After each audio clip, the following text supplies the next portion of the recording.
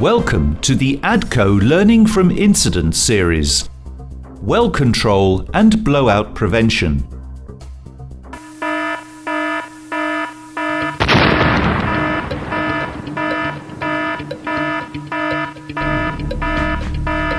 We will be sharing with you some information on well control during drilling, the various systems put in place to control a well and prevent a blowout incident from occurring.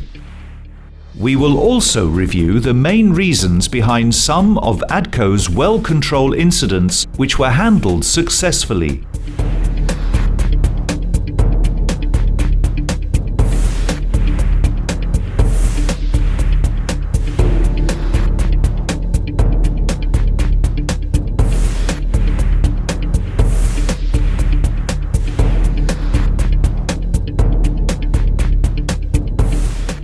Prior to the preparation of the drilling program, the asset development team submits the final well prognosis to the drilling team.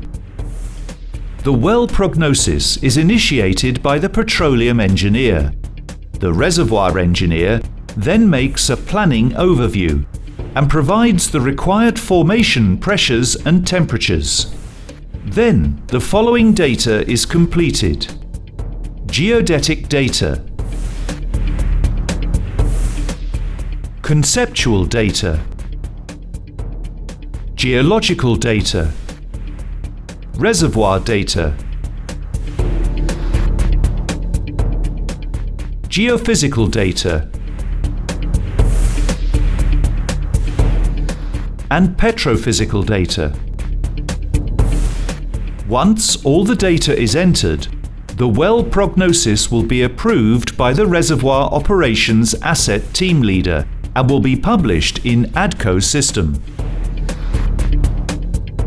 Let's begin by explaining well control.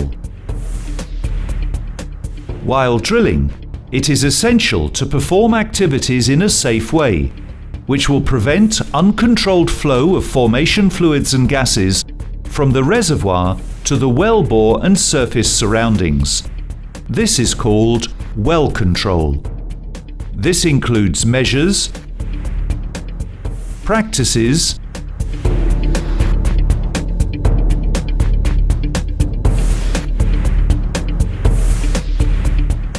procedures, and equipment, workover and completion, as well as the installation, repair, maintenance and operation of surface well control equipment. It also consists of well control barriers, which are divided into two groups: primary and secondary barriers. The primary well control barrier is the fluid column hydrostatic pressure, referred to as well bore pressure, that provides overbalance against the formation pressure. This column must be monitored and maintained during drilling and tripping to prevent formation fluids from entering into the wellbore.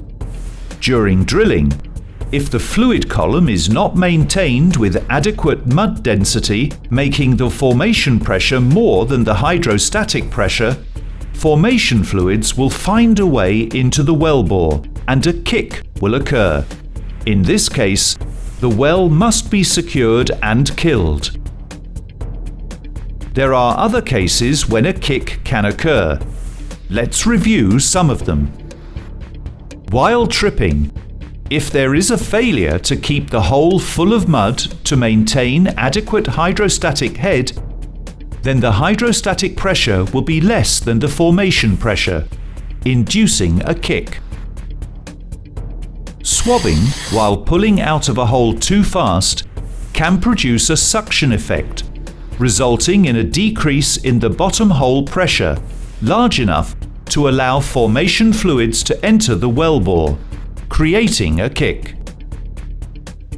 When drilling takes place too fast and into depleted reservoirs without proper reinforcement, it can lead to cracking in the walls and thus losing fluids into the formation, inducing a kick. Once a kick is detected, The secondary well control barrier, blowout preventer, BOP, must be activated immediately by the driller to secure and shut the well for killing operations. This is done by closing the BOP using one of the BOP control panels, one situated on the rig floor and the second situated in the CUMI unit. The driller will shut in the blowout preventer to stop the flow of formation fluids out of the wellbore.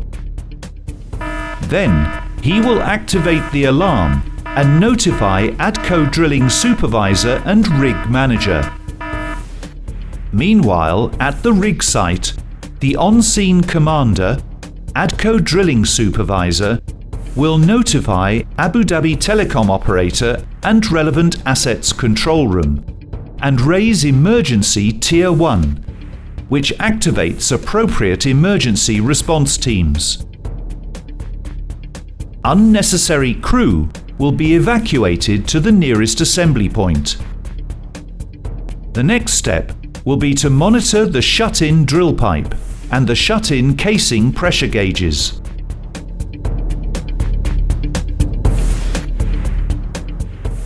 The kick will be circulated out of the wellbore using the driller method first cycle by pumping drilling fluid downstream and getting returns from the annulus through the choke line to the choke manifold, and the pour-buoy degasser and toxic gases will be flared. Once the kick is out, the well will be shut in.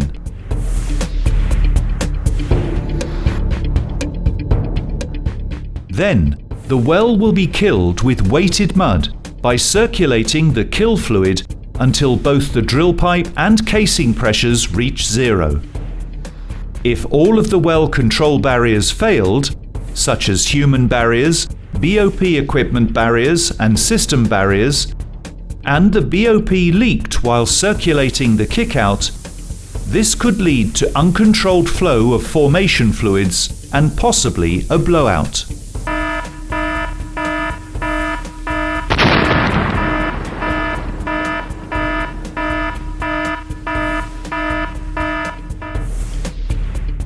A blowout has massive catastrophic consequences, such as injuries and/or fatalities of personnel, release of toxic gases, pollution of the environment, asset damage, and damage of ADCO's image and reputation.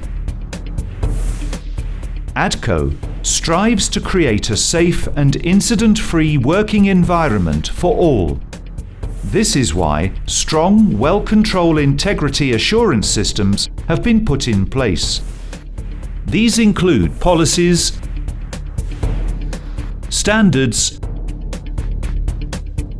procedures, people competency,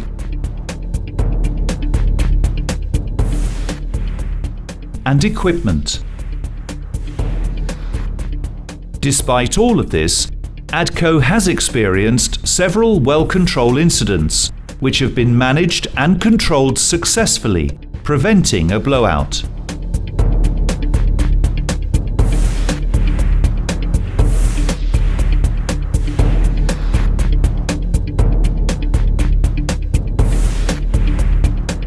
After sharing with you the primary and secondary well control barriers, we will now share with you some of the main causes behind ADCO's major well control incidents.